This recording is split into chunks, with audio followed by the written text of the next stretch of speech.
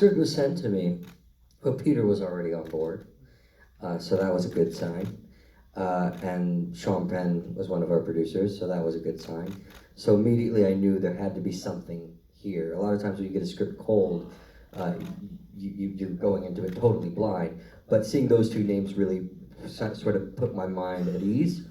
So I started reading it, kept me on the edge of my seat, found it thrilling, kept turning the pages, and it's actually quite brief. It's only, I think the script was 90 pages probably, so it was a very fast read. And for me, there were two things that really struck me about it. First, I knew about the Munich 72 massacre, was familiar with that, seen Munich. I was actually an extra in Munich. Really? Yeah, one of my first jobs as an actor. But I didn't know that it was a sports team that covered it. I thought it was a news team. I didn't know a sports team changed the way we tell these kinds of tragic events forever.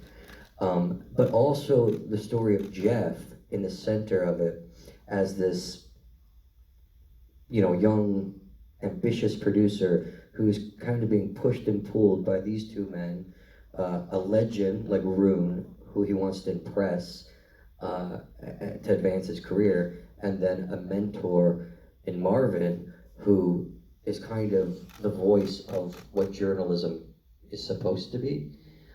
So that struggle for him, but also not being able to think because he has to do his job, was just a rich opportunity, and I knew I wanted to be a part of it. So as soon as I was done, made the call, yes. Then Tim immediately got me in contact with Geoff Mason, who was such a resource. Not only did he help us get the rights to the actual footage, which was a game changer, because we didn't know we were going to get that footage until about 2 weeks before we started shooting. And Tim and Lars had to go back and sort of address the script to facilitate all this great footage we now had. But it was also obviously a challenge for us as actors because you can't have a phony note. You have to be real. Jim McKay's right there, best actor in the movie, in a lot of ways. But Jeff also told me what he went through that day, made it very clear that they were just doing their job. There was no time to think. You were a professional, and you did what you were trained to do. Like journalism 101 kicks in that situation.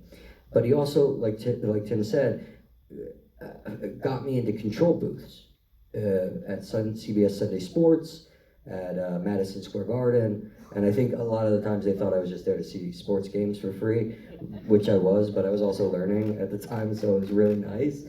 And being in those rooms, you learn the language.